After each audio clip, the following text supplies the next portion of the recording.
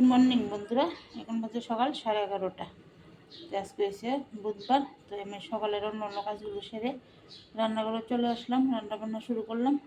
তো আজকে কী রান্না করব, এই দেখো ইলিশ মাছ সিদ্ধ করব।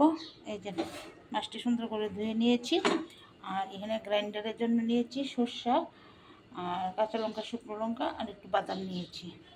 তো এটি এখানে গ্রাইন্ডার করে নিই, বাকিটা তোমাদের পরে শেয়ার। এই দেখো কড়াইতে তেল দিয়েছি, পেঁয়াজ দিয়েছি আর সর্ষেটা গ্রাইন্ডার করে নিয়েছি। এখন সর্ষেটা দিয়ে দেবো,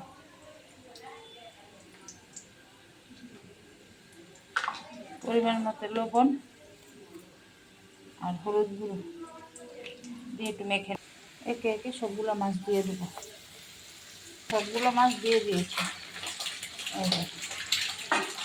এই জুলটা দিয়ে দিয়েছি আর কাঁচা লঙ্কা কটা দিয়ে দেবো।